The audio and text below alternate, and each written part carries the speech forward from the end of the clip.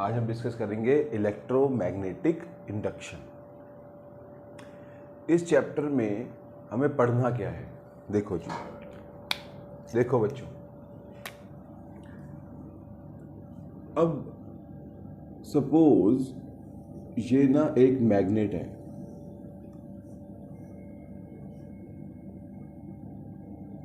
Magnet का काम क्या है? मैग्नेटिक फील्ड्स जनरेट करना। तो ये नॉर्थ पोल है, तो नॉर्थ पोल से मैग्नेटिक फील्ड लाइंस बाहर की तरफ जा रही है। नॉर्थ पोल से मैग्नेटिक फील्ड लाइंस आउटवर्ड जाती हैं और साउथ पोल में इनवर्ड। मानते हो? ये साउथ पोल है। क्लियर है? अब अगर हम यहां पर एक ऐसा लूप, ये क्लोज्ड, मैंने एक वायर ले ली, लूप बना दी PQRS। ठीक है बच्चों। अब इस लूप में से ये लाइंस पास करेंगी, मैग्नेटिक फील्ड लाइंस। तो इन मैग्नेटिक फील्ड लाइंस को क्या कहेंगे?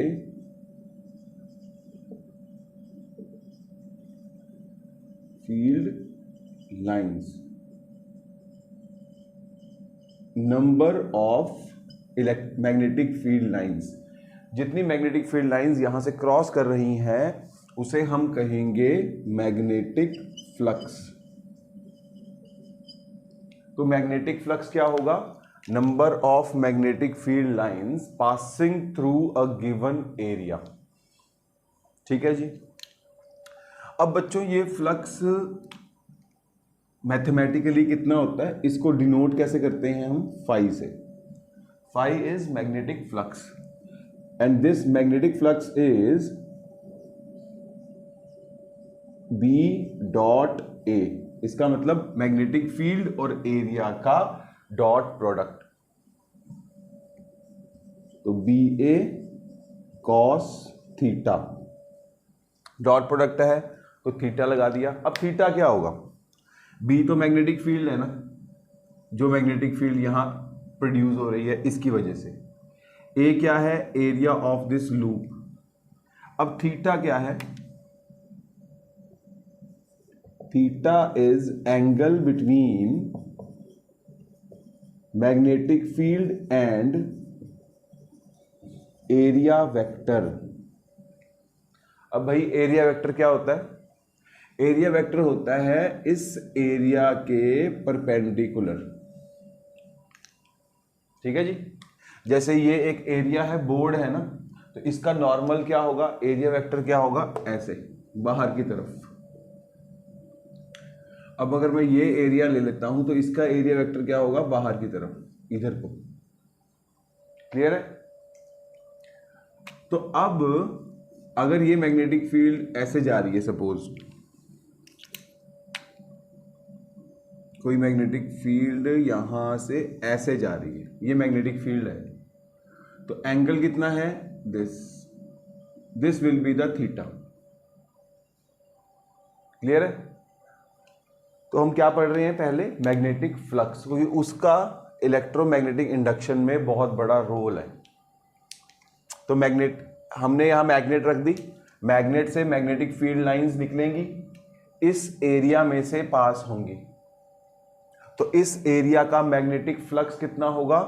Number of magnetic field lines जितनी पास हो रही हैं।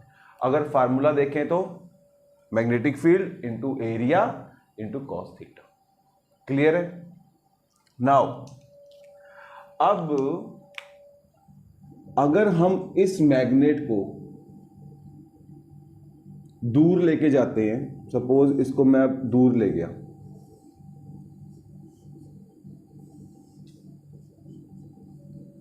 और लूप यहीं पर है,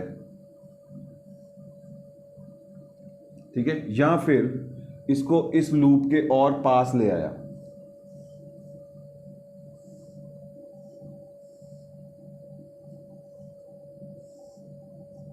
कुछ ऐसे, ये मैं दूर ले गया और ये मैं पास ले आया। जब हम दूर ले जाएंगे उस केस में क्या होगा, जो फ्लक्स होगा वो डिक्रीज हो जाएगा। अब दूर चला गया, नंबर ऑफ लाइंस तो दूर हो जाएंगी ना, इससे ये दूर हो गया। जब पास आ जाएंगे तो ज्यादा लाइंस इसमें से क्रॉस करेंगी।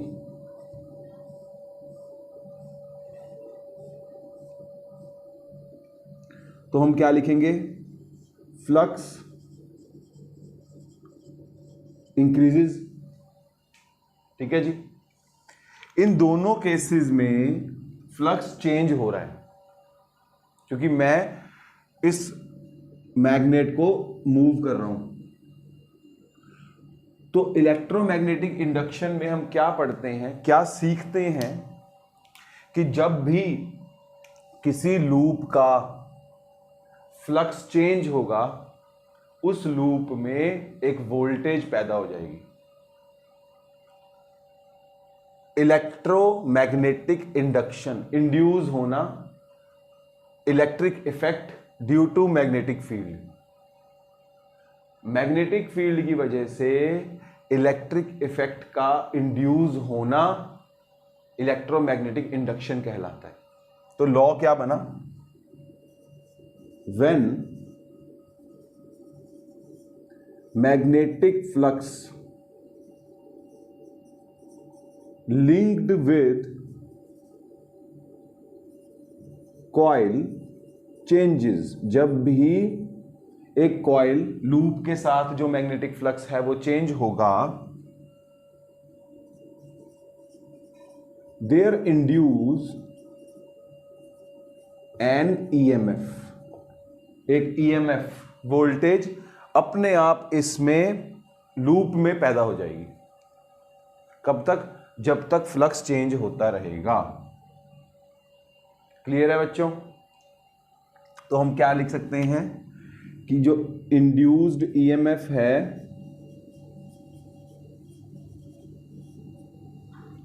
वो किसके प्रोपोर्शनल होगी, चेंज इन फ्लक्स। जितना फ्लक्स चेंज करोगे उतनी ही वोल्टेज इंड्यूस हो जाएगी। जब हम फ्लक्स चेंज करना रोक देंगे, जैसे मैंने इस मैग्नेट को यहीं पर रोक दिया, अब इसमें कोई वोल्टेज इंड्यूस नहीं होगी। जब तक यहां रहेगी कोई वोल्टेज इंड्यूस नहीं होगी। जैसे ही आगे लेके आएंगे इसमें वोल्टेज इंड्यूस हो जाएगी, जैसे ही पीछे लेके जाएंगे वोल्टेज इंड्यूस हो जाएगी। अगर वहीं पर रोक देंगे तो कोई ईएमएफ इंड्यूस नहीं होगी। तो वोल्टेज कब पैदा होती है, जब मैग्नेटिक फ्लक्स चेंज होता है। क्लियर।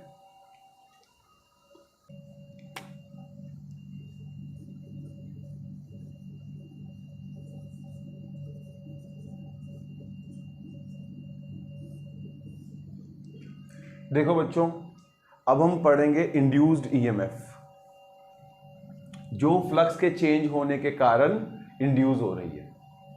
तो इस इंड्यूस्ड ईएमएफ को, सपोज मैंने ना यहां पर एक ये लूप ले ली,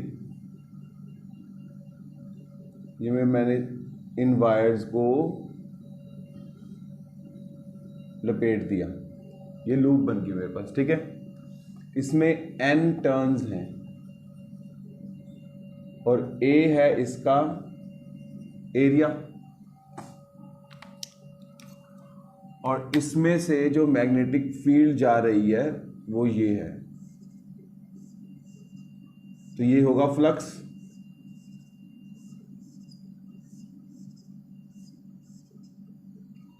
ठीक है जी, ये है magnetic field, B is magnetic field, right. अब अगर ये मैग्नेटिक फील्ड चेंज होगी तो इसमें फ्लक्स चेंज होगा, वोल्टेज इंड्यूस हो जाएगी, वोल्टेज पैदा हो जाएगी। ठीक है जी, तो वो वोल्टेज होगी E। इसे हम क्या कहते हैं भाई, जितना फ्लक्स चेंज होगा उतनी ही वोल्टेज इंड्यूस होगी, उस हिसाब से वोल्टेज इंड्यूस होगी। और जितना फ्लक्स तेजी से चेंज होगा, टाइम, ईएमएफ टाइम पे भी डिपेंड करेगी। अगर सपोज हमारे पास एक रॉड, एक लूप है, अगर हमने इसको मैग्नेटिक फील्ड में रखा हुआ है, ठीक है, हमने इसको मैग्नेटिक फील्ड में रखा हुआ है, जैसे ही मैं इसको इस मैग्नेटिक फील्ड से हटाता हूं, ये मैंने हटा दिया, इसको धीरे धीरे हटा रहा हूं, तो इसमें वोल्टेज तो पैदा होगी, पर अगर मैं एकदम से हटा देता हूं तो वोल्टेज ज्यादा पैदा होगी। आया समझ? हम जितनी जल्दी काम करेंगे, जितनी जल्दी फ्लक्स चेंज करेंगे, उतना ही ज्यादा वोल्टेज इंड्यूस होगा। तो इंड्यूस्ड ईएमएफ जो होगी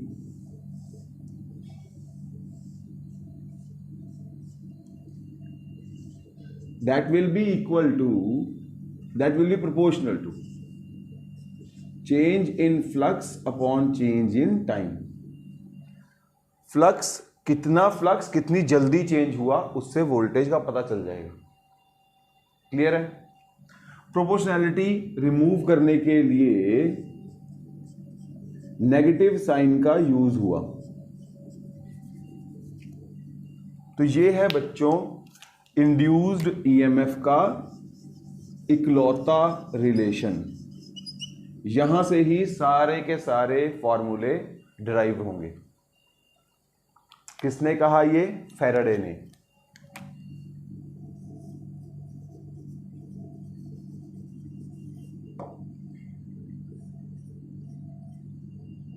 कि भाई induced EMF is proportional to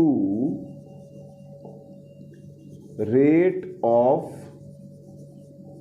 change of flux, magnetic flux।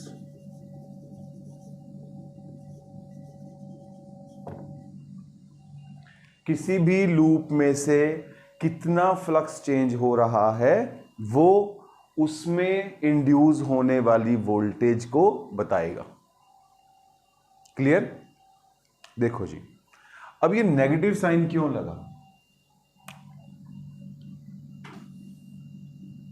ये बताया लेंज ने।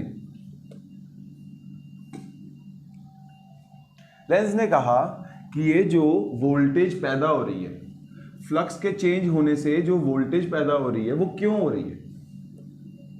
उसने कहा EMF induced to oppose the change in magnetic flux. देखो बच्चों, इससे पहले हमने पढ़ा था कि करंट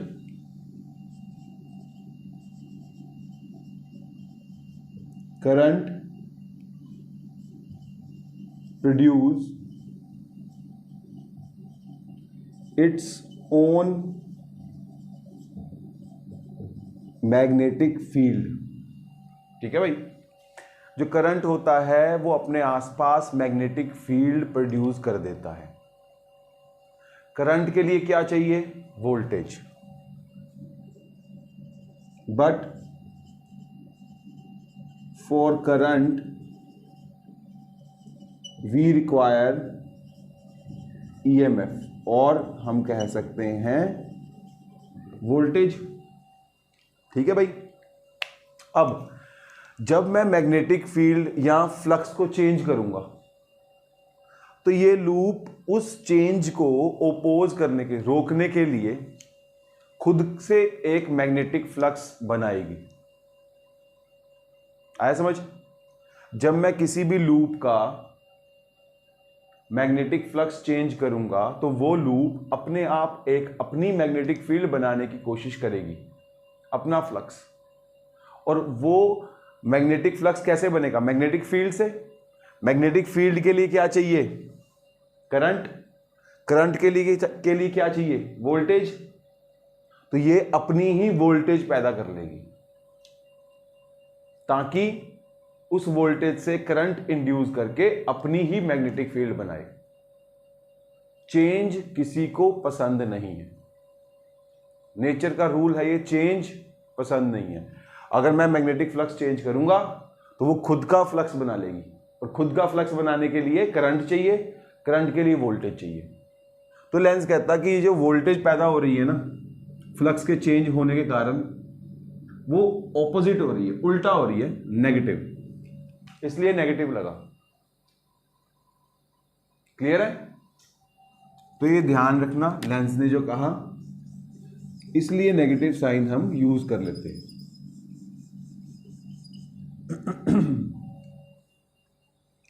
क्लियर बच्चों?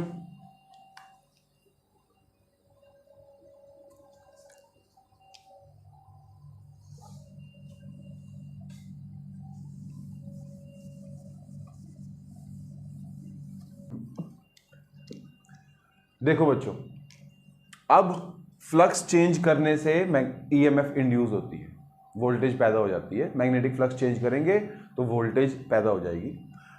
अब अलग अलग तरीके, डिफरेंट वेज जो क्वेश्चन में आ सकते हैं वो कितने हैं? देखो, फर्स्ट,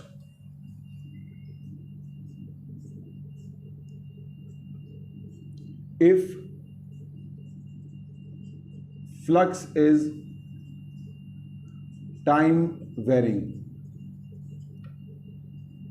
और हम कह सकते हैं फंक्शन ऑफ टाइम।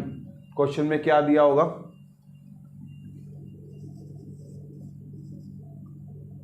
कि flux is equal to suppose 3t² plus 2t minus 1 weber. ठीक है, क्वेश्चन में ही दे दिया, फ्लक्स जो है उसकी ये इक्वेशन है, find induced EMF at time 3 seconds. Question समझ लो बच्चों, पहला क्वेश्चन ये है, जब फ्लक्स उसने ऐसे दे दिया और ईएमएफ निकालनी है। ईएमएफ किसी टाइम पे निकालनी है, तो इसका मतलब हमें इंस्टेंटेनियस ईएमएफ निकालनी है किसी इंस्टेंट पे। तो भाई वो क्या होगी? Change in flux upon change in time, derivative put कर देते हैं।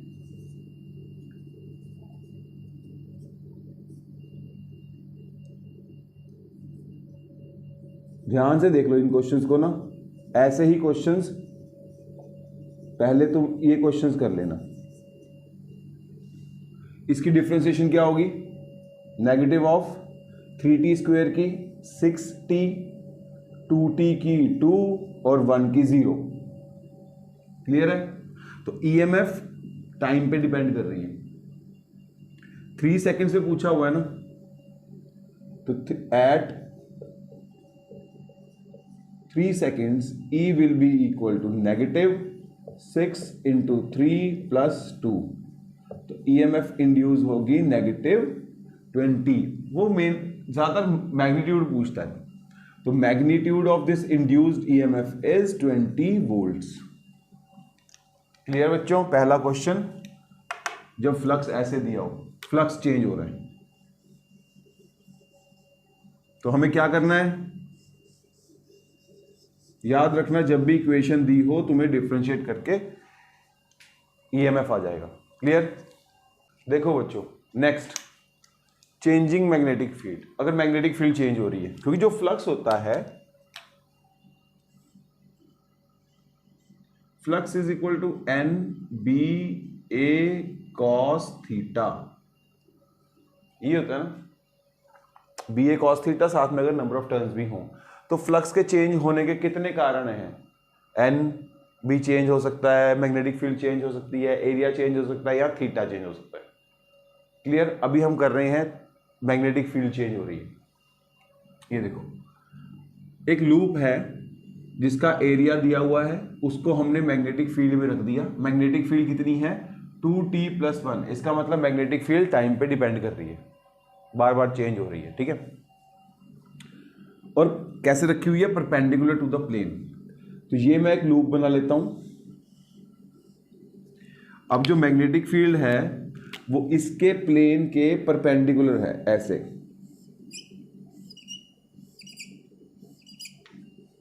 क्लियर। अब बच्चों इस प्लेन का एरिया वेक्टर कहां होगा? एरिया वेक्टर कैसे होता है? प्लेन के परपेंडिकुलर, ठीक है भाई। ये है एरिया वेक्टर और ये है मैग्नेटिक फील्ड, तो थीटा कितना है 0 डिग्री। क्लियर। किसी भी टाइम पे फ्लक्स कितना होगा? Flux is equal to N B A cos theta. Number of turn 1 है, मैग्नेटिक फील्ड इतनी है, एरिया 4 है, कॉस 0, तो फ्लक्स आ गया 8t+4। मानते हो? आ गया फ्लक्स। अब फ्लक्स चेंज हो रहा है, टाइम पे डिपेंड कर रहा है फ्लक्स। जैसे जैसे टाइम चेंज होगा वैसे वैसे इक्वेशन की वैल्यू चेंज हो जाएगी। तो हम निकाल देते हैं अब इसका डिफरेंशिएशन d∅dt। तो वो क्या होगी? This one. तो d∅dt कितना आ गया? सिर्फ 8। 8t की डिफरेंशिएशन 8, 4 की 0, ठीक है। बट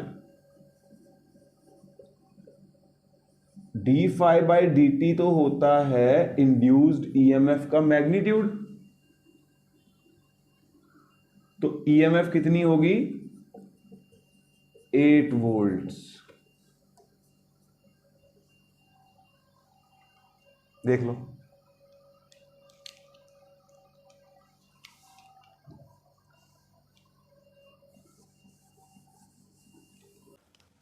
देखो बच्चों इस क्वेश्चन में a circular loop of area 2 metre square. ये लूप है, इसका एरिया कितना है 2 मीटर स्क्वायर। तो पहले हम लिख लेंगे ए इज 2 मीटर स्क्वायर।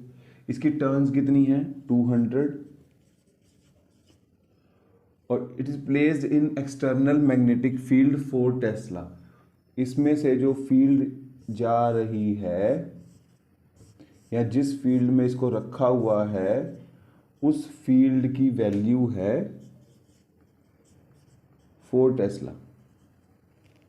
अब वो फील्ड 0 हो गई, ठीक है जी, फील्ड चेंज हो गई। तो इसका मतलब कुछ देर बाद ये फील्ड खत्म हो जाएगी। कितनी देर बाद? 0.03 सेकेंड्स। क्लियर है। तो जब फील्ड खत्म हो गई तो फ्लक्स खत्म हो गया। जब फ्लक्स खत्म हो गया तो फ्लक्स चेंज हुआ था, इसलिए वोल्टेज पैदा होगी। क्लियर। अब ईएमएफ कितनी इंड्यूस होगी, यही पूछ रहे हैं ना वो। तो that is change in flux upon change in time.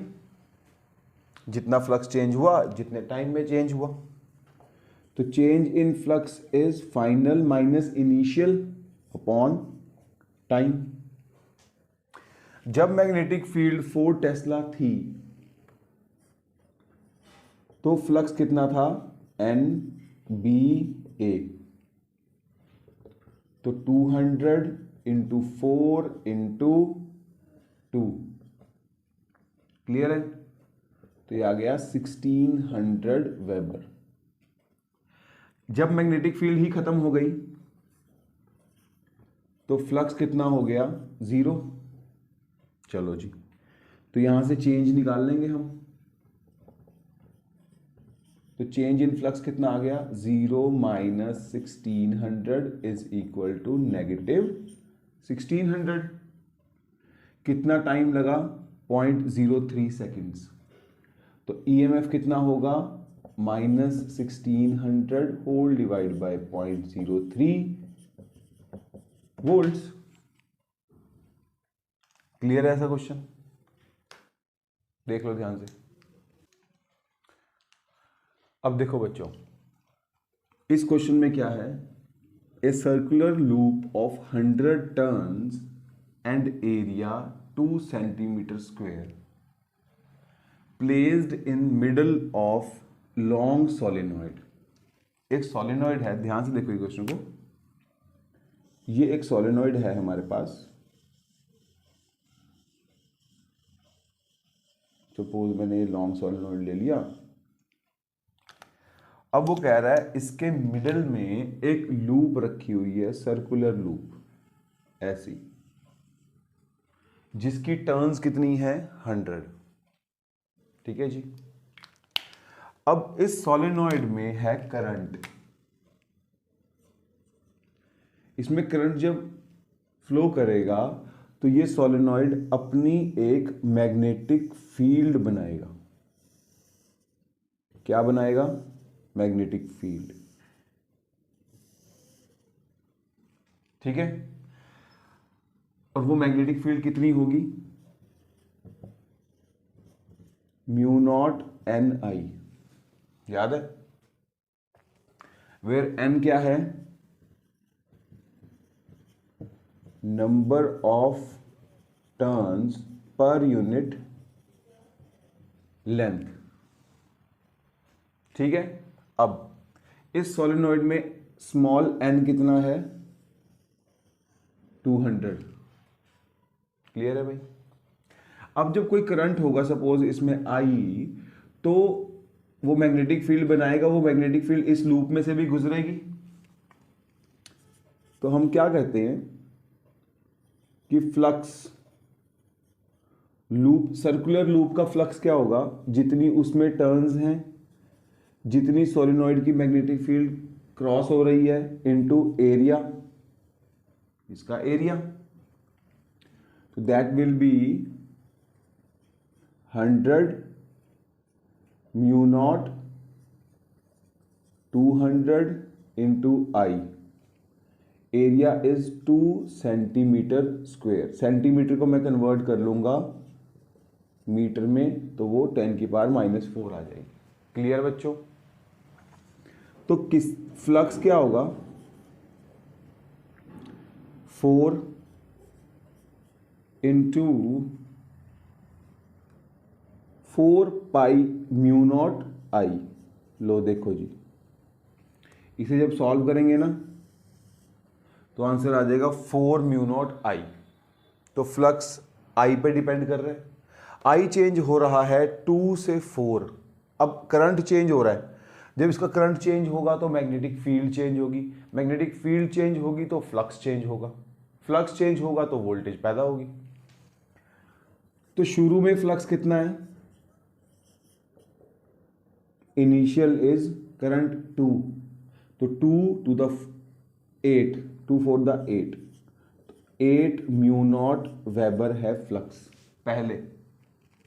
फिर करंट चेंज हो गया 4, तो आई में 4 डाल देते हैं, तो फाइनल फ्लक्स कितना आ गया? 16 म्यू नॉट। भाई चेंज कितना हुआ? 8 म्यू नॉट, माइनस कर देंगे। कितना टाइम लगा? 2 मिली सेकेंड्स। तो 2 इंटू 10 टू द पावर -3। तो ये है जो ईएमएफ इंड्यूस हुआ। लो जी देखो, इसे सॉल्व कर लेंगे। क्लियर है ये भी question? Very good.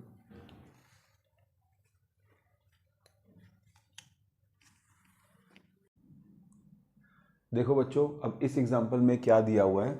A loop of side 2 metre. ये एक लूप है जिसकी साइड 2 मीटर है। It enters in external magnetic field. ये इस मैग्नेटिक फील्ड में अंदर एंटर हो रही है। इसकी स्पीड है 1 मीटर पर सेकेंड, मतलब 1 सेकेंड में ये 1 मीटर अंदर चली जाएगी। क्लियर है? इस मैग्नेटिक फील्ड की वैल्यू है 4 टेस्ला, जैसा कि गिवन है। ठीक है। अब ये 1 सेकेंड में 1 मीटर एंटर करती है, 1 मीटर पर सेकेंड। तो 2 मीटर इसकी विड्थ है ना, तो इसको पूरा कंप्लीट, इसका कंप्लीटली एंटर करने के लिए इसको टाइम कितना लगेगा? 2 मीटर है ना, तो टाइम कितना लगेगा? 2 सेकेंड्स। क्लियर? हमें निकालना है इंड्यूस्ड ईएमएफ। जब ये अंदर जाएगी तो अभी तो फ्लक्स 0 है, शुरू में ये बाहर है, तो इसका फ्लक्स कितना होगा? 0। ठीक है, इसको अंदर घुसने में टाइम कितना लगेगा? Time required to enter is equal to 2 seconds.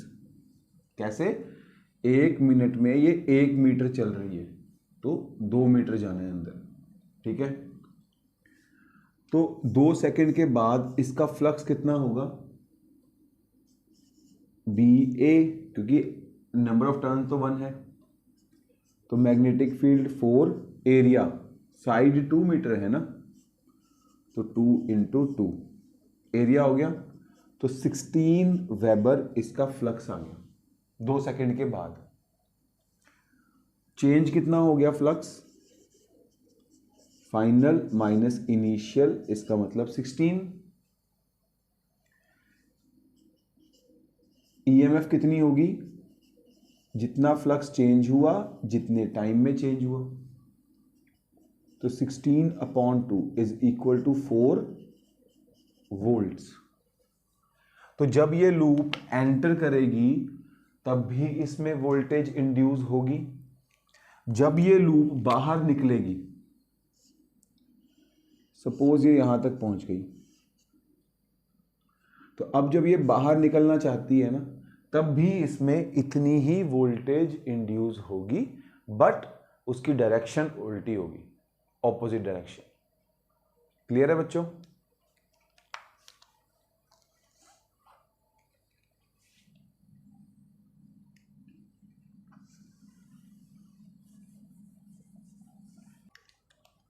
अब बच्चों नेक्स्ट कॉन्सेप्ट आएगा third, by changing area of loop.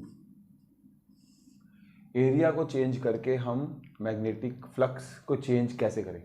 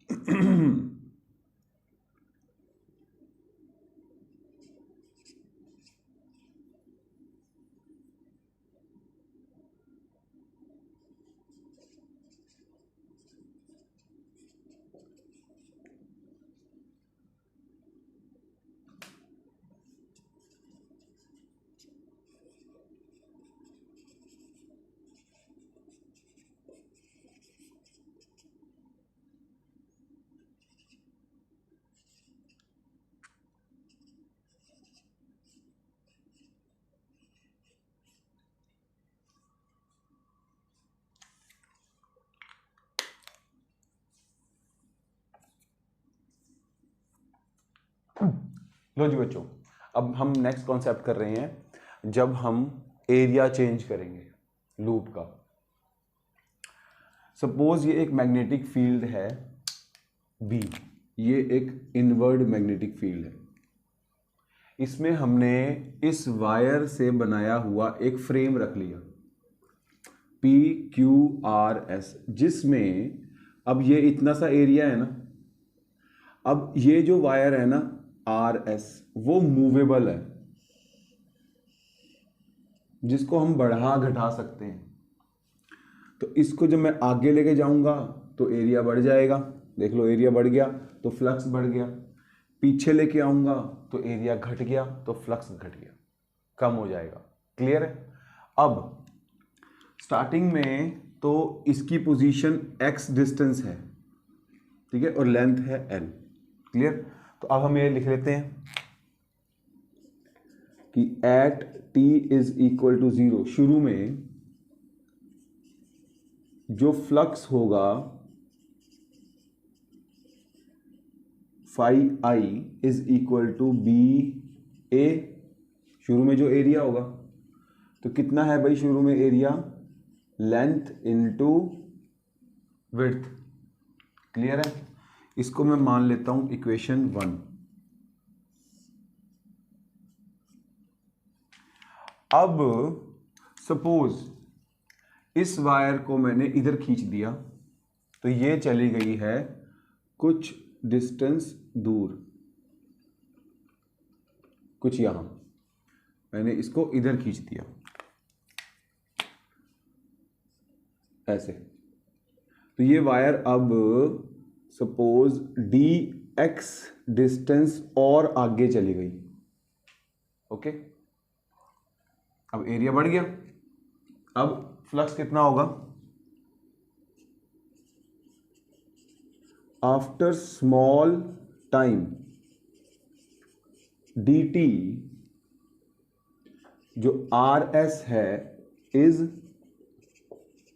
displaced by small distance dx। ठीक है जी, इस टाइम में मैं इसको खींच के आगे ले गया। अब फ्लक्स कितना होगा? तो फाइनल फ्लक्स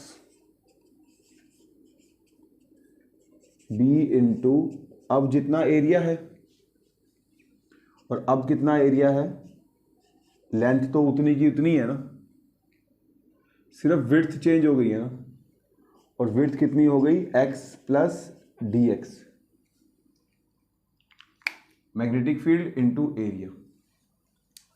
तो ये है हमारी सेकंड इक्वेशन। अब भाई इस वायर को आगे मूव करने के कारण फ्लक्स तो चेंज हुआ है, तो जब फ्लक्स चेंज हुआ है तो वोल्टेज भी इंड्यूस हुई होगी। तो हमें निकालना क्या है? Induced EMF. तो इंड्यूस्ड ईएमएफ क्या होगी? जितना फ्लक्स चेंज हुआ जितने टाइम में। क्लियर? फ्लक्स कितना चेंज हुआ? Final minus initial upon time कितना लिया? dt। इसी टाइम में चेंज किया है ना हमने फ्लक्स को। वैल्यू डाल देते हैं। फाइनल फ्लक्स तो ये है,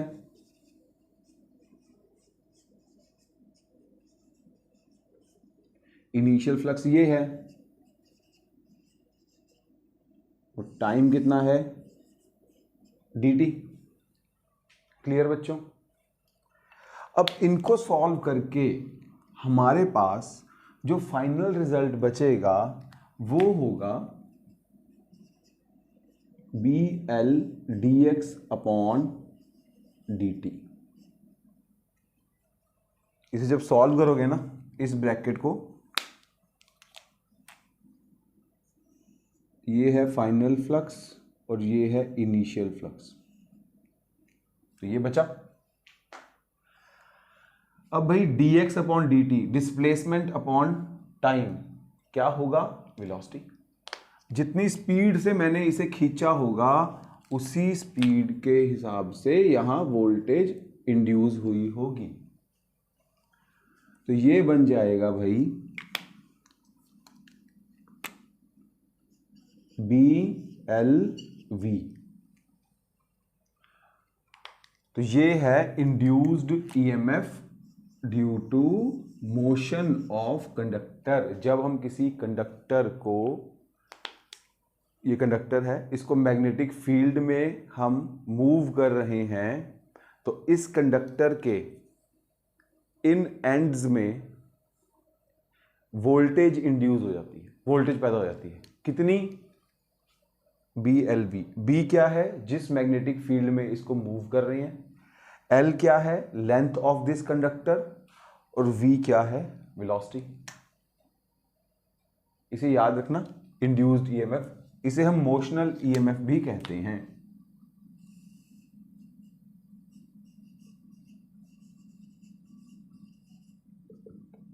मोशनल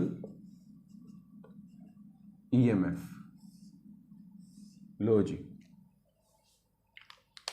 क्लियर? देखो बच्चों, अभी जो हमने पढ़ा मोशनल ईएमएफ, मोशनल ईएमएफ क्या होगी? BLV।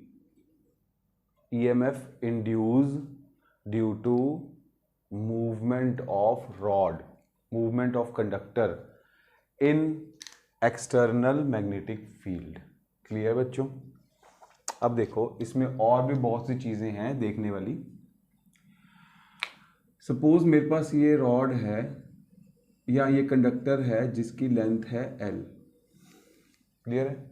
ये इनवर्ड मैग्नेटिक फील्ड, अंदर की तरफ मैग्नेटिक फील्ड रखी हुई है B, उसके ऊपर ये मैग्नेटिक फील्ड, ये सर्किट रखा हुआ है। ठीक है? अब इस रॉड के साथ कंप्लीट सर्कल करने के लिए मैंने एक रेजिस्टेंस लगा दिया R। R इज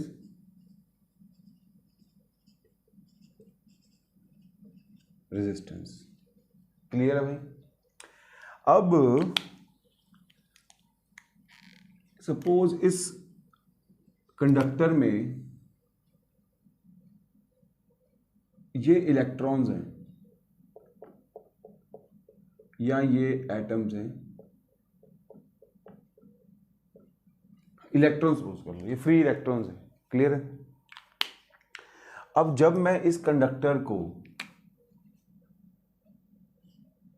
इस तरफ मूव करूंगा विद द वेलोसिटी V, ठीक है, साथ में मैं लिख देता हूं तो मैं याद भी रहेगा।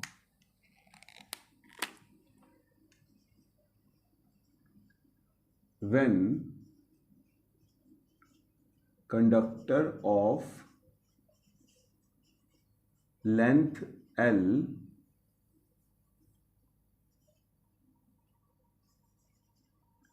displaced with वेलोसिटी V, तो सारे इलेक्ट्रॉन्स भी तो साथ ही मूव करेंगे ना। All free electrons will displace with velocity V। ठीक है जी? नाउ क्योंकि अब इलेक्ट्रॉन्स मैग्नेटिक फील्ड में मूव कर रहे हैं, तो क्या होगा? उनके ऊपर फोर्स लगेगी, मैग्नेटिक फोर्स। वो क्या होगी? Q V cross B। कुछ याद आया? Magnetic force. जब कोई चार्ज पार्टिकल मैग्नेटिक फील्ड में मूव करता है तो उसके ऊपर एक फोर्स लगती है। ठीक है? तो इनके ऊपर फोर्स कितनी लगेगी? चार्ज तो इनका -1 है, V B, एंगल तो 90 डिग्री है, वो जा ऐसे रहा है और फील्ड अंदर है, तो sin 90। अब बच्चों ये जो फोर्स लगेगी ना, इसकी डायरेक्शन क्या होगी?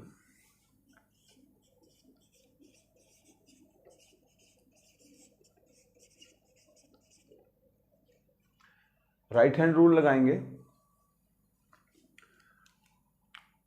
तो force is equal to VB। Magnetic field अंदर है, वेलोसिटी ऐसे है, तो फोर्स ऐसे लगेगी। आया समझ? मैग्नेटिक फील्ड अंदर है, मिडिल फिंगर, इंडेक्स फिंगर इधर, क्योंकि वेलोसिटी इधर है, और फोर्स ऊपर लगेगी, बट ये इलेक्ट्रॉन्स हैं तो नेगेटिवली चार्ज हैं तो ये नीचे आ जाएंगे। Direction of force will be downward, वो सारे के सारे नीचे आ जाएंगे इलेक्ट्रॉन्स। तो ये इलेक्ट्रॉन्स जब नीचे आ जाएंगे तो ये वाला एंड नेगेटिव हो जाएगा। क्या हो जाएगा? नेगेटिव, क्योंकि सारे इलेक्ट्रॉन्स यहाँ आ गए, हमने मूव किया, सारे इलेक्ट्रॉन्स नीचे आ गए, फोर्स लग रही है। तो ऊपर वाला एंड क्या हो जाएगा? पॉजिटिव। ये भी पूछ सकते हैं। अब ये जो रॉड है ना, उस चलती हुई रॉड, रुकी हुई नहीं, अगर रॉड मूव कर रही है, अगर रॉड मूव कर रही है तो सारे इलेक्ट्रॉन्स नीचे आ जाएंगे और प्रोटॉन्स ऊपर चले जाएंगे। शुरू में इलेक्ट्रॉन्स और प्रोटॉन्स दोनों मिक्स हैं, जैसे ही रॉड चलाओगे तो वो ऐसे हो जाएंगे, इलेक्ट्रॉन्स नीचे आ जाएंगे और प्रोटॉन्स ऊपर चले जाएंगे। पोटेंशियल डिफरेंस क्रिएट हो गया ना, और वो पोटेंशियल डिफरेंस कितना होगा? BLV। तो जब हम इस रॉड को मूव करेंगे तो ये रॉड एक बैटरी की तरह, सेल की तरह बिहेव करेगी, जिसमें ये टर्मिनल पॉजिटिव हो जाएगा और ये टर्मिनल नेगेटिव हो जाएगा। ये देखो, अगर हम इसको P मान लें और इसको Q मान लें तो ये एंड है P और ये एंड है Q, पॉजिटिव नेगेटिव। क्लियर है? तो अब क्वेश्चन में क्या पूछ सकते हैं? ये होगा ना सर्किट, इधर मूव करेंगे तो वो पूछते हैं करंट कैसे फ्लो करेगा, क्लॉकवाइज के एंटी क्लॉकवाइज। तो खुद देख लो, करंट तो ऐसे फ्लो कर रहा है। क्लियर? अब इसी लूप को अगर हम इधर मूव करेंगे, इधर, तो सारे प्रोटॉन्स कहां जाएंगे? पॉजिटिव चार्ज कहां जाएगा? वेलोसिटी, मैग्नेटिक फील्ड नीचे, पॉजिटिव चार्ज नीचे आ जाएगा। तो यही सर्किट कैसा बन जाएगा?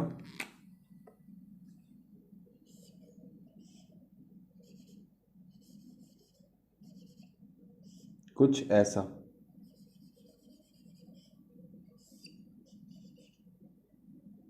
अब Q पॉजिटिव हो जाएगा और P नेगेटिव हो जाएगा। ठीक है? और करंट जो फ्लो करेगा वो एंटी क्लॉकवाइज हो जाएगा। आगे समझ कैसे निकालना है? फोर्स की डायरेक्शन देख के पता चल सकता है कि भाई कौन सा एंड पॉजिटिव होगा। लो, ध्यान रखना इसको।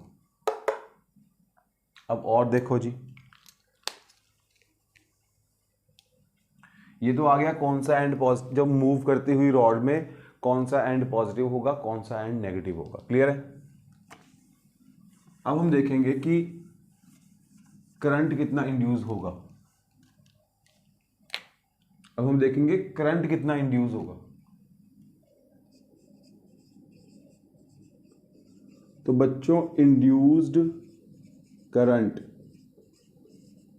इन सर्किट,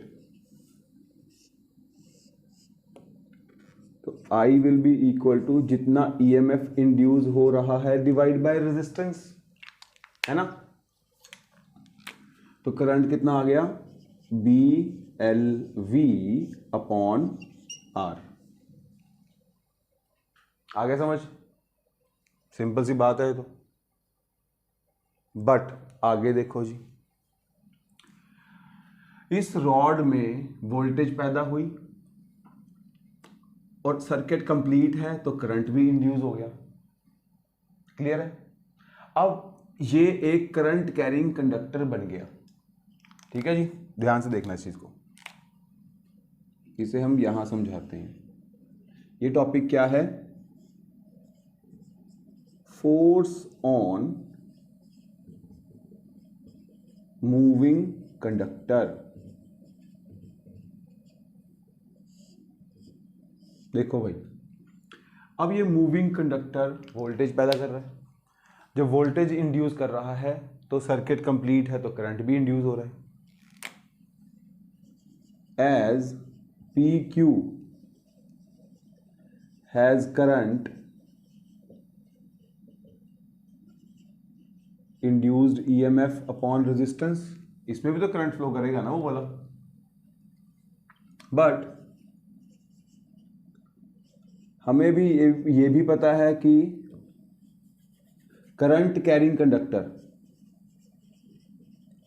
करंट कैरिंग कंडक्टर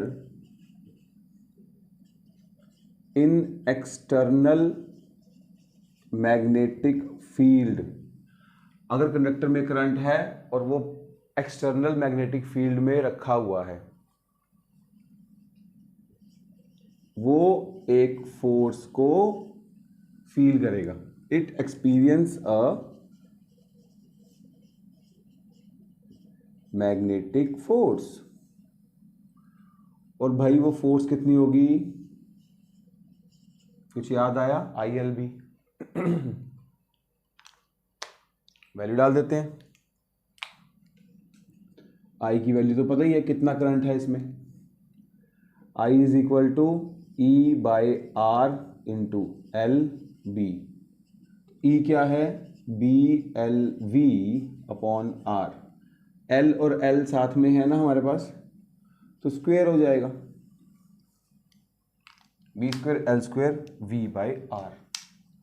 तो जब हम एक रॉड को मूव करेंगे एक्सटर्नल मैग्नेटिक फील्ड में, तो उस रॉड पे जो फोर्स लगेगी, that force will be B² L² V/R। इन फार्मूलों को याद रख कर लो, लिख लेना। ये है फोर्स मूव करते। अब वो क्यों मूव करते हुए हमें फोर्स लग रही है? अगर तो कंडक्टर रुका हुआ है तो कोई प्रॉब्लम नहीं है। जब हम कंडक्टर को मूव करेंगे, तो उस कंडक्टर में एक वोल्टेज पैदा होगी। उस वोल्टेज के कारण उसी कंडक्टर में करंट इंड्यूस हो जाएगा। अब उस करंट कैरिंग कंडक्टर पे तो भाई मैग्नेटिक फील्ड फोर्स लगाएगी ना। कितनी लगाएगी? ILB। हम मूव करना रोक देंगे, वोल्टेज खत्म हो जाएगी। वोल्टेज खत्म हो जाएगी, करंट खत्म हो जाएगा। करंट खत्म हो जाएगा तो फोर्स लगनी भी बंद हो जाएगी। क्लियर है? और देखो जी,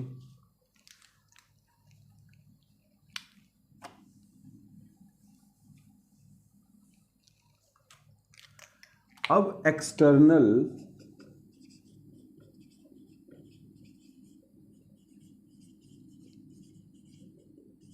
मैकेनिकल पावर कितनी लगेगी? देखो जी, हम इसको खींच रहे हैं किसी वेलोसिटी से, बट इस पे एक फोर्स लग रही है जो हमें ओपोज करेगी। लेंज ने कहा था ना कि वोल्टेज इसलिए पैदा होती है सो दैट वो फ्लक्स के चेंज को रोक सके। तो जब हम रॉड को खींचेंगे तो एक फोर्स हमें पीछे की तरफ खींचेगी। ठीक है, वो फोर्स कितनी होगी?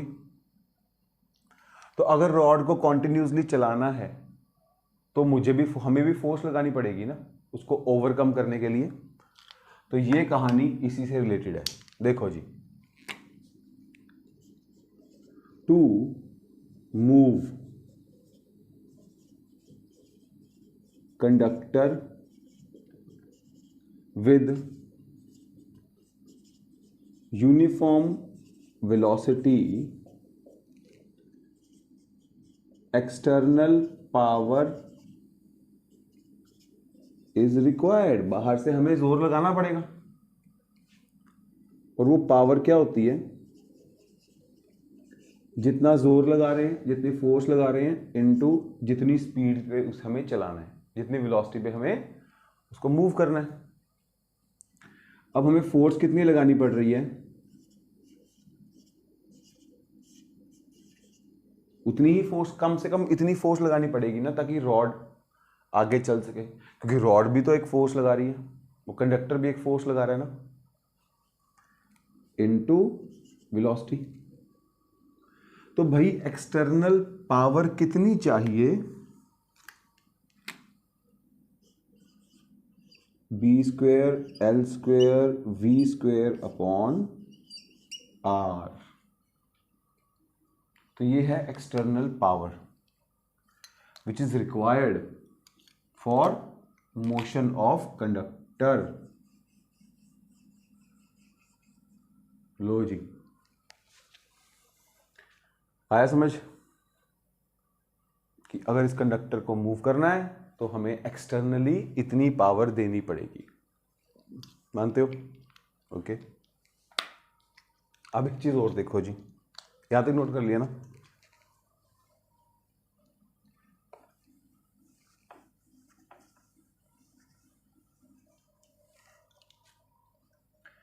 अब इंड्यूस्ड पावर कितनी होगी?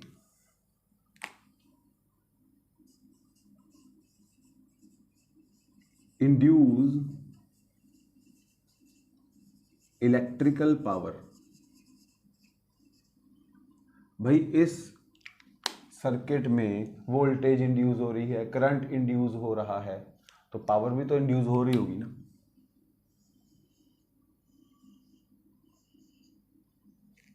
राइट? वोल्टेज कहां से इंड्यूस होगी? क्यों हम इसको घुमाते हैं, आगे लेके जाते हैं, तो वोल्टेज कैसे पैदा हो जाती है? अपने आप कैसे इंड्यूस हो गई? तो देखो जी, इलेक्ट्रिक सर्किट में पावर होती है voltage into current. Induced power क्या होगी? इंड्यूस्ड ईएमएफ, जितनी वोल्टेज पैदा हुई। क्लियर? जितना करंट इंड्यूस हुआ, करंट कितना इंड्यूस हुआ? मानते हो? Induced current. तो पावर कितनी होगी? b² L² v² upon r। यही पावर इंड्यूस हुई ना। एक कंडक्टर को मैग्नेटिक फील्ड में डिस्प्लेस करने में, मूव करने से जो इलेक्ट्रिकल पावर इंड्यूस हो रही है या इलेक्ट्रिकल एनर्जी इंड्यूस हो रही है, वो कितनी है? Current into voltage. अब बच्चों ये देखो जरा, हमने कितनी पावर लगाई बाहर से इसको चलाने के लिए? करंट बन के कितनी पावर इंड्यूस हो रही है? दोनों पावर सेम है ना, तो इट्स मीन एनर्जी भी सेम होगी। उसी टाइम में तो इंड्यूस हो रही है। Power is equal to energy upon time. तो इससे हमें यह प्रूफ हुआ कि एनर्जी इज कंजर्व्ड। जो हम बाहर से एनर्जी लगा रहे हैं वही एनर्जी इंड्यूस हो रही है। देख लो।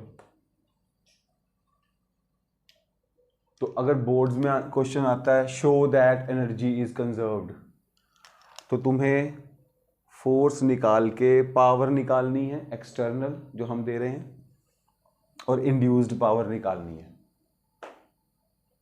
दोनों को इक्वेट कर देना है। न्यूमेरिकल्स के लिए ये फार्मूले याद रखने हैं। क्लियर है कॉन्सेप्ट? Motional EMF. ठीक। देखो बच्चों, अब हम कर रहे हैं रोटेशनल ईएमएफ। मतलब कि अगर हम किसी कंडक्टर को एक्सटर्नल मैग्नेटिक फील्ड में रोटेट करते हैं तो उसमें उसके एंड्स में वोल्टेज कितनी इंड्यूस होती है। ठीक है? देखो बच्चों, सपोज हमारे पास ये एक रॉड है जिसको मैंने यहाँ से तो फिक्स कर दिया। ठीक है? अब इस रॉड को हम एंगुलर वेलोसिटी ओमेगा से घुमा रहे हैं ऐसे। जैसे व्हील घूमता है, व्हील में स्पोक्स घूमते हैं ना, वैसे। ठीक है, देखो जी, एक्सटर्नल मैग्नेटिक फील्ड मान लेते हैं बी। अब बच्चों इस रॉड की जो लेंथ है वो लेंथ है L। ठीक है, नाउ हम ना इस रॉड का छोटा सा एलिमेंट सपोज कर लेंगे ये, और उसका डिस्टेंस ले लेंगे x और उसकी लेंथ ले लेंगे dx। क्लियर है? Consider a small element of length dx at distance x from fixed end। ठीक है बच्चों, अब जब ये रॉड घूमेगी, ऐसे घूमेगी रॉड, ये कंडक्टर ऐसे घूम रहा है। क्लियर है? जो हमने छोटा सा पार्ट लिया है उसकी वेलोसिटी क्या होगी? वो देखो ये ऊपर की तरफ जा रहा है ना, ऊपर जा रहा है ना ये, तो इस स्मॉल पीस में जो मोशनल ईएमएफ इंड्यूस होगी वो कितनी होगी? EMF induced in this element, छोटे से एलिमेंट में जो वोल्टेज इंड्यूस होगी उसको मैंने डीई ले लिया। क्लियर है? और वो डीई स्मॉल ईएमएफ कितनी होगी? बी, जितनी इसकी लेंथ है, जिस स्पीड से ये घूम रहा है, आगे जा रहा है। अब बच्चों V होता है R इंटू ओमेगा, राइट? तो इसका डिस्टेंस कितना है? X। देयरफॉर V कितना आ गया? X omega velocity. इस वेलोसिटी को मैं यहां पुट कर देता हूं, तो मेरे पास इस छोटे से टुकड़े में जो ईएमएफ इंड्यूस होगी that will be equal to B L V, B L we,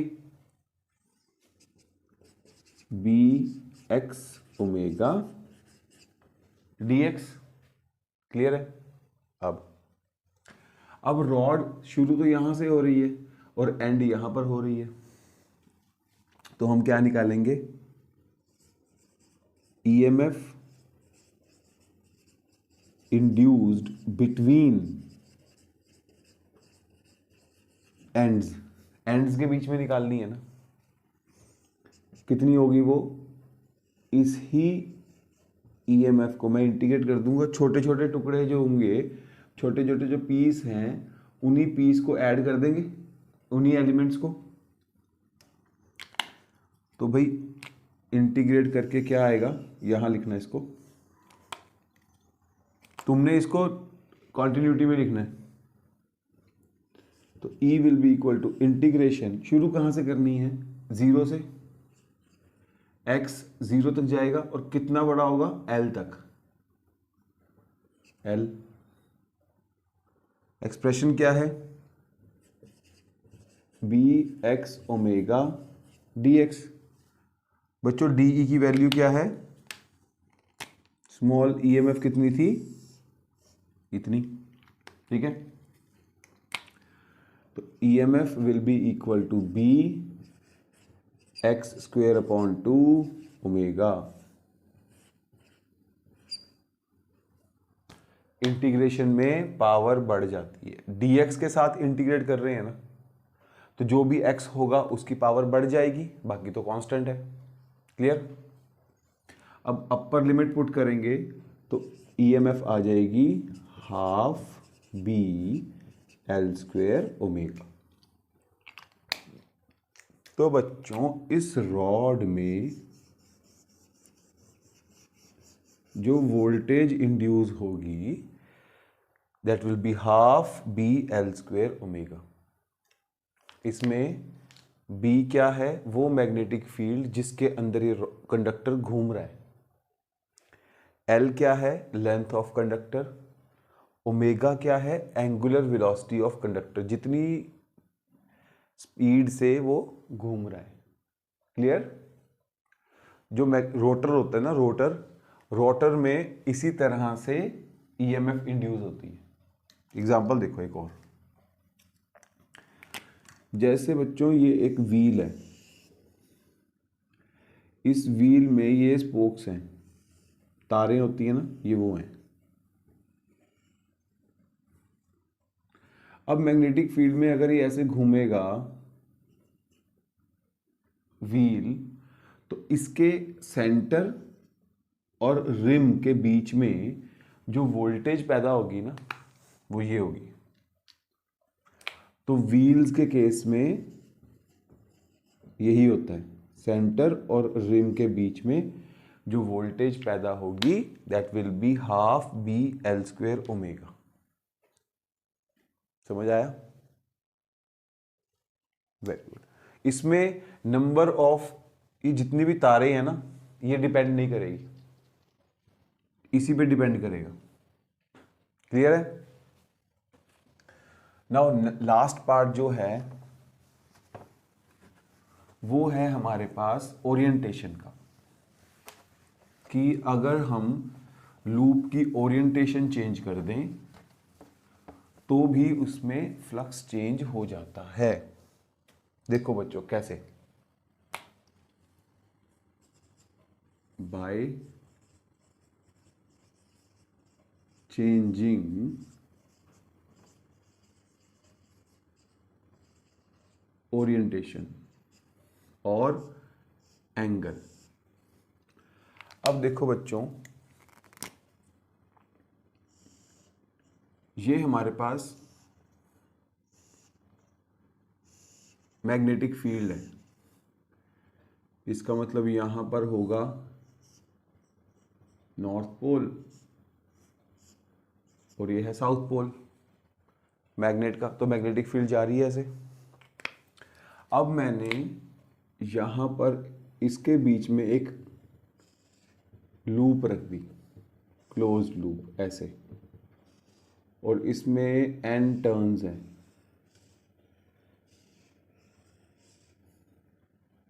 ठीक है बच्चों? अब अगर ये लूप, इसका जो एरिया वेक्टर है वो ऐसे जा रहा है कुछ, और मैग्नेटिक फील्ड जो है वो तो स्ट्रेट जा रही है ऐसे, तो इन दोनों में एंगल कितना होगा? Suppose theta. ठीक है जी, समझो। when loop of turns n placed in external magnetic field at angle theta, लिखना पड़ेगा between magnetic field and area vector, then flux कितना लिंक होगा? N B A cos theta. तो इसमें से जो फ्लक्स गुजर रहा है वो कितना है? N B A cos theta. Now अगर मैं इस कॉइल को रोटेट करता हूं विद एंगुलर वेलोसिटी ओमेगा, तो इसका ये थीटा चेंज हो जाएगा। घूम रहा है ना, तो जब घूम रहा है तो उसका एंगल चेंज हो जाएगा, और कुछ तो चेंज हो नहीं रहा। ऑन रोटेशन थीटा चेंज होएगा। इसका मतलब थीटा चेंज होगा तो फ्लक्स चेंज होगा, क्योंकि थीटा चेंज होगा तो फ्लक्स चेंज हो जाएगा। तो भाई rate of change of flux क्या होगा? फ्लक्स कितनी तेजी से चेंज होगा? वो होगा जी d phi by d t. Value put कर देते हैं, N B A cos theta upon d t. यही होगा rate of change of flux. क्या किया मैंने? बस फ्लक्स की वैल्यू डाल दी इसमें, ठीक है। जो फ्लक्स है वो उठा के इसमें डाल दिया। अब ना तो नंबर ऑफ टर्न्स चेंज हो रही है, ना मैग्नेटिक फील्ड, ना एरिया, तो ये बाहर आ जाएगा। It's mean d phi by d t is equal to n बाहर आ गया, बी बाहर आ गया, ए बाहर आ गया। तो डिफ्रेंसिएशन किसकी करेंगे? कॉस थीटा की। तो n B A cos theta की डिफ्रेंसिएशन माइनस साइन थीटा, साथ में थीटा की कर दो। क्लियर है? तो minus n B A sine theta. अब बच्चों theta is angular displacement upon time, तो ये आ जाएगी angular velocity. Displacement upon time velocity, angular displacement है तो एंगुलर वेलोसिटी आ जाएगी। But minus d phi by d t होता है इंड्यूस्ड ईएमएफ। इसको घुमाने से जो वोल्टेज इंड्यूस होगी वो कितनी होगी? मैं वैल्यू डाल देता हूं d phi by d t की। D phi by d t तो ये आ रहा है ना, डिफ्रेंशिएट करके फ्लक्स को। तो ईएमएफ कितनी होगी? एन बी ए ओमेगा साइन थीटा। तो इस मेथड से जो वोल्टेज इंड्यूस होती है that voltage is alternate voltage, क्योंकि वो साइन को फॉलो कर रही है। क्लियर? ये ऑल्टरनेट वोल्टेज होती है। इसकी मैक्सिमम वैल्यू क्या होगी? जब साइन थीटा 1 हो जाएगा तो आंसर क्या आएगा? एन बी ए ओमेगा। याद रखना बच्चों, ये मैक्सिमम वैल्यू कितनी होगी? एन बी ए ओमेगा। तो अब तुम्हारे पास 4 मेथड्स हो गए हैं जिनसे वोल्टेज इंड्यूस हो सकती है। Clear? This is the last method by changing the flux. Clear है? अब बच्चों हम नेक्स्ट कॉन्सेप्ट पढ़ेंगे, concept of self induction. Self induction, ठीक? देखो जी, अब बच्चों मैंने एक सोलिनॉइड सपोज कर लिया।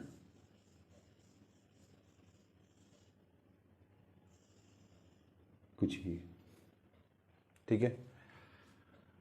और इस सोलिनॉइड को एक बैटरी के साथ कनेक्ट कर दिया और एक स्विच लगा दिया मैंने। ये क्या है? स्विच। और ये क्या है? सेल। ये है स्विच और ये है जी हमारे पास एक सेल, ठीक है। अब देखो इसमें क्या होगा।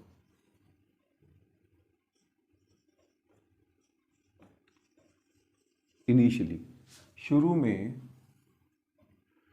भाई जो स्विच है वो तो है ओपन, स्विच ओपन है, तो स्विच ओपन होने के कारण करंट कितना होगा, ज़ीरो। करंट ज़ीरो है तो मैग्नेटिक फील्ड कितनी होगी सोलेनॉइड की, ज़ीरो। सोलेनॉइड की मैग्नेटिक फील्ड क्या होती है,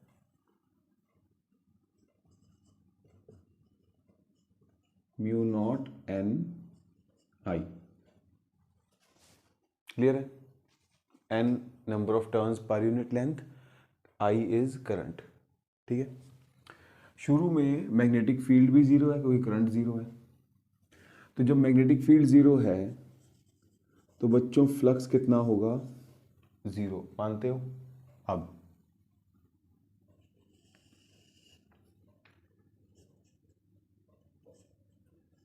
एट टाइम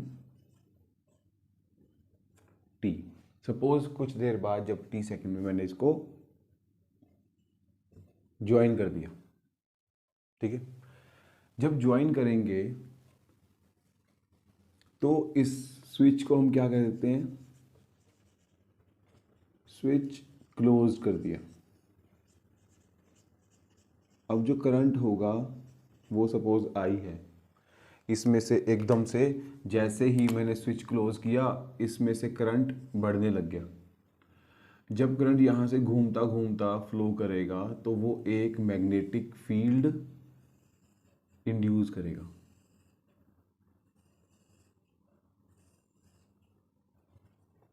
क्लियर है, करंट जैसे स्विच ऑन करेंगे करंट बढ़ेगा, करंट बढ़ेगा तो मैग्नेटिक फील्ड बढ़ेगी।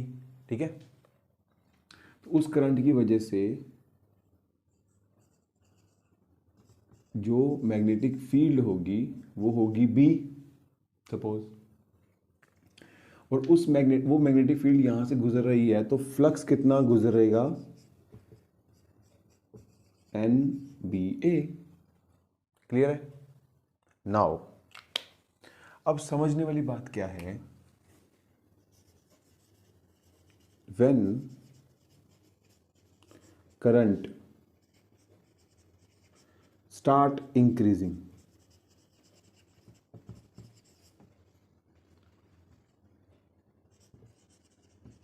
flux linked with solenoid increases, flux बढ़ने लग गया।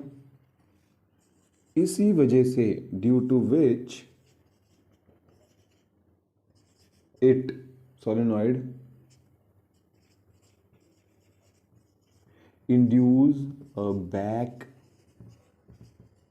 EMF, इसी वजह से जो सोलेनॉइड है वो एक बैक ईएमएफ इंड्यूस करेगा, पीछे की तरफ ईएमएफ इंड्यूस करेगा। क्यों करेगा, वो अपने आप कर रहा है, to oppose change in current. खुद में से जो करंट बढ़ने लगा है ना उसको रोकने के लिए वो अपने आप एक वोल्टेज पैदा करेगा जिसे हम कहेंगे बैक ईएमएफ। क्योंकि ये वोल्टेज अपने आप इंड्यूस हो रही है इसलिए इसे कहा जाता है सेल्फ इंडक्शन।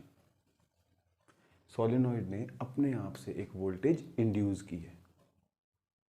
क्लियर, तो ये है फिनोमिना। क्यों इंड्यूस की है, जैसे ही स्विच ऑन किया करंट बढ़ने लगा, करंट बढ़ने लगा तो फ्लक्स बढ़ने लगा, और ये सोलेनॉइड ये तो चाहता नहीं है तो ये इसलिए वोल्टेज इंड्यूस करता है। This phenomena is self induction. अब देखो बच्चों, जो सोलेनॉइड का फ्लक्स है वो किस पे डिपेंड कर रहा है, जितना करंट है तो हम लिख सकते हैं flux is proportional to current. जितना ज़्यादा करंट होगा उतनी ज़्यादा मैग्नेटिक फील्ड होगी और उतना ज़्यादा फ्लक्स होगा। तो प्रोपोर्शनल का साइन हटाने के लिए हम एक कांस्टेंट लगा देते हैं L, और ये L जो होता है, L is coefficient of self induction. इसका जो कोफिशिएंट ऑफ सेल्फ इंडक्शन होगा वो क्या होगा, L, ये कांस्टेंट। तो किसी भी सॉलिनॉइड में से जो फ्लक्स फ्लो करेगा उसे हम ऐसे भी लिख सकते हैं, Li। क्लियर है? अब अगर एक करंट चेंज करूंगा तो फ्लक्स चेंज हो जाएगा। Very good. तो भाई अगर मैं इस फ्लक्स को टाइम के साथ डिफ्रेंशिएट करता हूँ तो क्या आएगा, L तो बाहर आ जाएगा, कांस्टेंट है, तो di/dt। मानते हो? नेगेटिव, ये भी नेगेटिव। अब ये क्या है, d∅dt, EMF है ना। तो जो करंट के चेंज होने के कारण ये सॉलिनॉइड बैक EMF इंड्यूस करेगा, वो EMF कितनी होगी, -L di/dt। तो ये है बच्चों सेल्फ इंडक्शन के कारण इंड्यूस होने वाली back EMF, L di/dt। Concept समझ आया सेल्फ इंडक्शन का? सेल्फ इंडक्शन क्या होती है, जब भी सॉलिनॉइड में करंट चेंज होता है तो ये सॉलिनॉइड अपने आप एक वोल्टेज इंड्यूस करता है, that induce voltage is back EMF। क्योंकि अपने आप कर रहा है, हमने स्विच ऑन स्विच ऑफ किया है ना। जब स्विच ऑन करेंगे तब भी इंड्यूस एक वोल्टेज पैदा होगी कुछ देर के लिए, फिर स्विच ऑफ करोगे तब करंट खत्म हो रहा है तो फिर से फ्लक्स घट रहा है, फ्लक्स डिक्रीज होगा तो फिर से ये EMF इंड्यूस करेगा। This is called self induction. अब वो EMF कितनी होगी, दिस, देखो ध्यान से। अब हम आगे अगले एक्सप्रेशन में क्या निकालेंगे, एक्सप्रेशन फॉर L। क्लियर है? देखो जी, अब हम निकालते हैं एक्सप्रेशन फॉर L। L क्या है भाई,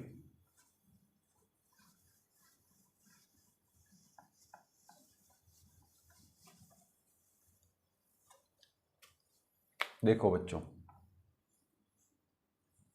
कोफिशिएंट ऑफ सेल्फ इंडक्शन कैसे निकालना है।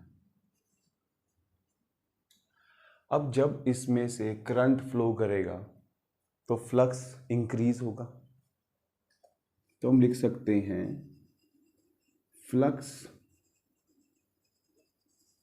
Through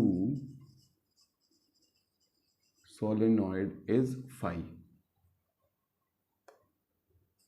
where phi is equal to NBA, clear? B क्या होगा, mu naught N length I A क्या है, क्रॉस सेक्शनल एरिया। ठीक है भाई। बट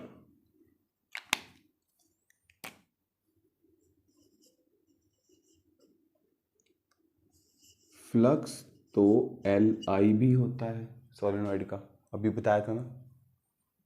तो ये इक्वेशन फर्स्ट है और ये इक्वेशन सेकंड है। दोनों को अगर इक्वेट करें,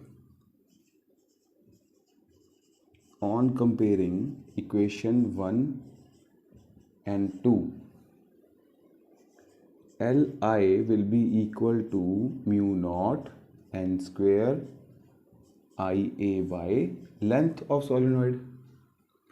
तो भाई I से कट गया I, तो ये क्या बताता है हमें कि coefficient of self inductance is mu naught N square A by length. देख लो, इसके यूनिट्स क्या होंगे,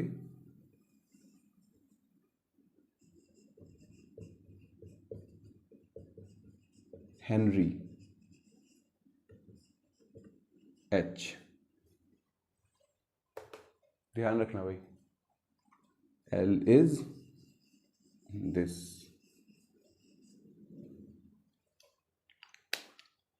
coefficient of self inductance.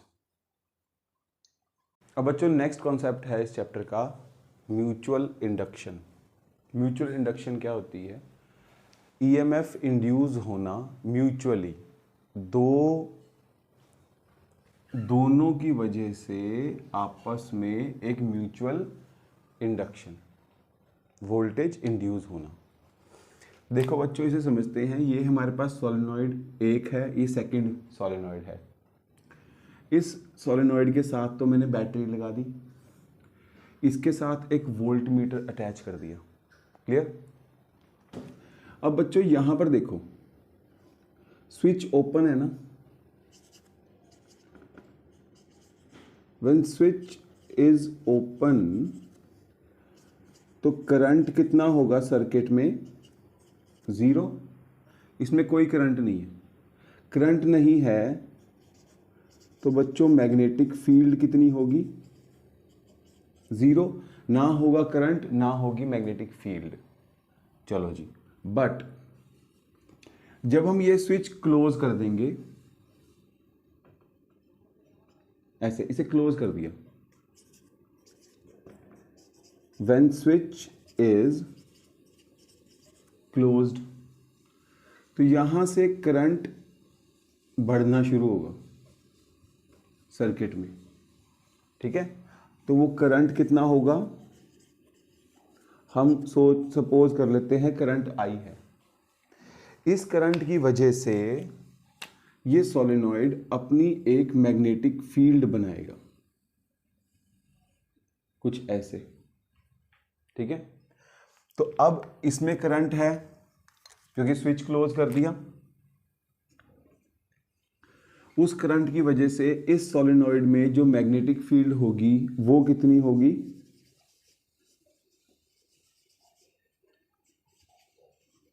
Is equal to mu naught N1 length into I1, solenoid की मैग्नेटिक फील्ड। क्लियर है बच्चों। अब देखो, पहले तो इसमें फ्लक्स था नहीं क्योंकि इसमें करंट नहीं था। जैसे तुम इसको ऑन करोगे, इसका करंट जो मैग्नेटिक फील्ड बनाएगा, क्योंकि ये पास में रखी हुई है, वो मैग्नेटिक फील्ड इसके अंदर से भी होती हुई क्रॉस होगी। तो पहले इसका फ्लक्स कितना था, 0। अब फ्लक्स है इसमें से, उस फ्लक्स का रीजन कौन है, क्या है उसका कारण, इसका करंट। तो हम क्या लिखेंगे बच्चों कि फ्लक्स इन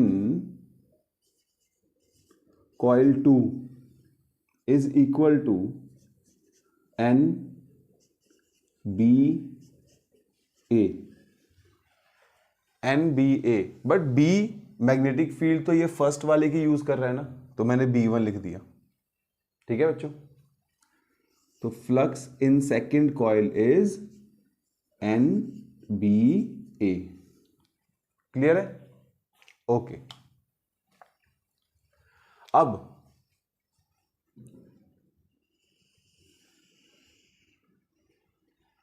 इसी इक्वेशन से स्टार्ट करते हैं। देखो बच्चों, फ्लक्स डिपेंड कर रहा है करंट पे, फर्स्ट कॉइल के। जितना इसमें करंट होगा उसी के अकॉर्डिंग मैग्नेटिक फील्ड प्रोड्यूस होगी और उतना ही फ्लक्स होगा।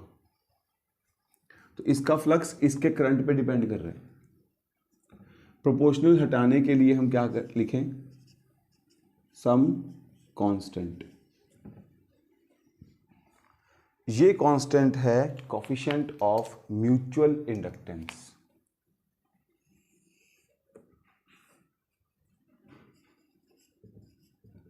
Coefficient of mutual induction. ठीक है बच्चों। नाउ अब इसके करंट, अगर करंट चेंज होगा इसका तो मैग्नेटिक फील्ड चेंज होगी, मैग्नेटिक फील्ड चेंज होगी तो इसका फ्लक्स चेंज होगा। तो इसको अगर मैं चेंज करूं तो क्या लिखूं, d∅2 by d t is equal to, m तो बाहर आ जाएगा, करंट ही चेंज हो रहा है ना, तो दिस। क्लियर है। अब जब इसका फ्लक्स चेंज होगा तो इसमें एक बैक ईएमएफ इंट्रोड्यूस हो जाएगी। तो वो ईएमएफ कितनी होगी सेकंड कॉइल में जो इंड्यूस हो रही है, minus d∅ by d t. तो that will be equal to minus coefficient of mutual inductance into rate of change of current in the first coil. जितनी जल्दी इसका करंट चेंज होगा उतनी ज्यादा इसमें वोल्टेज पैदा होगी। क्लियर है बच्चों।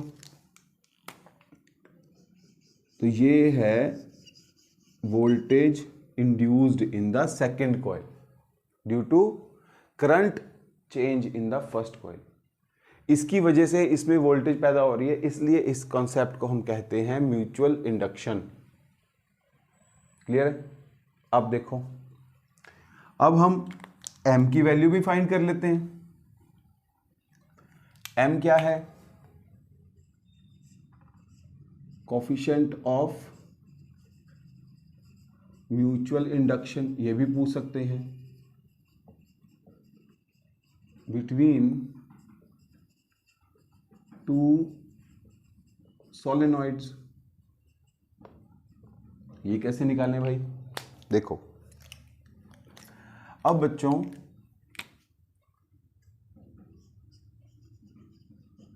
फ्लक्स इन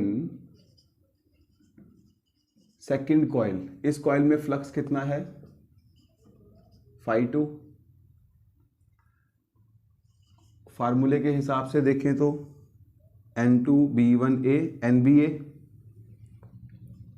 तो N2B की वैल्यू क्या है, B is the magnetic field of the first coil, उसकी वैल्यू डाल देते हैं, mu naught N1 length I1 into second area NBA NB1A।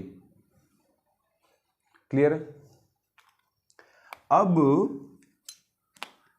Flux तो ये भी है सेकेंड कॉइल का और फ्लक्स ये भी है, दोनों को इक्वेट कर दूं अगर मैं, तो मेरे पास रिलेशन क्या आएगा, m is equal to mu naught N1 N2 length into A2। तो ये है mutual inductance of two solenoids.